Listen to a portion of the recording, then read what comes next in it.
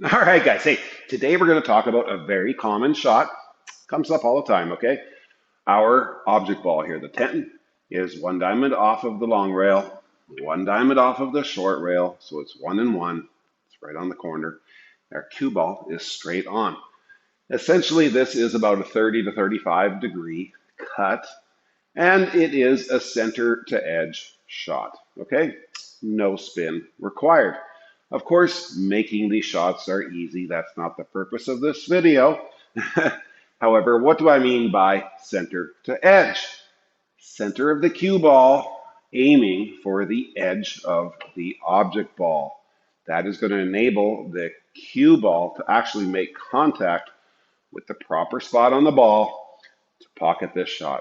Okay, so let's look at the cue ball path if we just let it naturally roll. Okay, so about a half a tip above center on the cue ball at about a 3 to 4 weight. So you can see it comes into the line on the rail for this little chalk marker and filters in right about down here. Okay, so what if we had a scenario where we had to get all the way back down and around the table? Just hit it harder, right? It's a perfect line. Well, let's check it out. All right, before I make this an actual game situation, let's look at one more example. If we just do that same shot, one tip above center, but we hit it harder. Let's say we try to get the cue ball all the way back down. All right, so we're going to aim centered edge,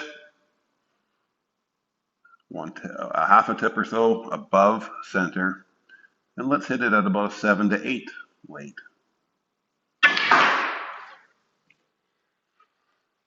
See what happened there? No longer did we come into this rail here. We actually ended up almost scratching, but we hit this rail first. And we did not come in towards this marker right here. We hit further, closer over here to the corner pocket, okay? Because the weight and the top spin high action on it, even though I was only a half tip to one tip above center, pulled the cue ball that way. So after I made contact, the cue ball naturally wants to go this way, but it's still going forward that direction. So when it hits this rail, it creates less of an angle, shallows the angle, and hits over here, bringing us into the line closer to this corner pocket, okay? Now, I'm going to show you a game situation and how it's possible to still come around the 4 rails that you may need to, okay? So check this out. Okay, here we have a game situation, all right? We have 2 solid low balls, and yes, they both go, and then there's the 8 ball right there, okay? So there's not really a safety, guys. I'm not going to, some might say, well, just plug this pocket, and that's too hard, too risky. I mean, the chance of doing that perfectly is very, very, very low, okay? So some of you might say, well, just hit it soft and leave the cue ball right here. That's very unlikely, okay? Now, I will hit it nice and soft. Hopefully it goes.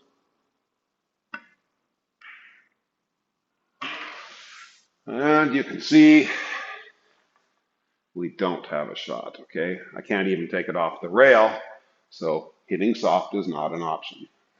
And some of you might say, Big Al, just do a nice little kill shot, all right? Just play that inside spin, kill that cue ball right along that short rail. Yeah, no. All right, so some of you, like we already discussed, are just going to go hit it nice and hard, hit it the same with a little bit of top spin on it, and try to come around the 4 rails.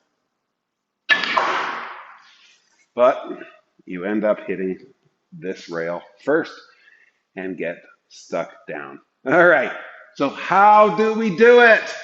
There's a little secret. Let's get into it. Okay, Big Al, get to the point, man. What's the secret? Center ball, center ball, center ball. From this distance here, that means about a half a tip to 1 tip below center, okay? No side spin. You don't need inside spin on this.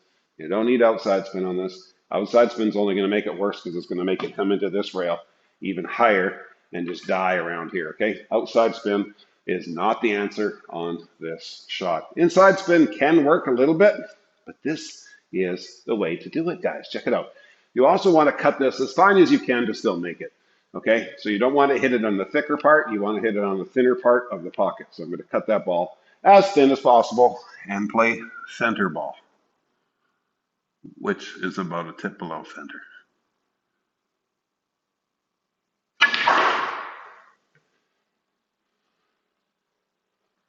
Okay, as you can see, we came back around 5 rails. This was the 5th rail, I think. And 1, 2, 3, 4, 5, 6. Yeah, anyways, we came back around. We have a nice shot on the 8 ball. Okay, that was with center ball, guys. All right, so I'll show you what an inside spin shot looks like. It's a little bit harder, but check it out. All right. So some of you might say, play inside spin, try to come up and down with it and all that kind of stuff. You know, that is much harder. I just tried it actually and I miscued, so this is a retake. But anyways, you might miss this shot more often because you're hitting it with pace and with inside spin. It makes it a lot harder than it has to be, guys. Okay. So here it is. 1 tip and 1 tip. Not good, guys. Okay. The inside spin and the top spin still slowed it down, narrowed our angle, brought us over here on this line. Okay, and if you don't hit here, sometimes you'll scratch. Not a very good option there. Even if I cut it a little finer, it probably would have, instead of hitting here, it would have just made me scratch. Okay, so practice that type of center ball shot. The power of center ball is amazing sometimes, okay? The things that you can do with the cue ball, when it starts out in a slide, you can really move that cue ball around the table. It's awesome. So practice it. Let me know what you think. See you at the next lesson.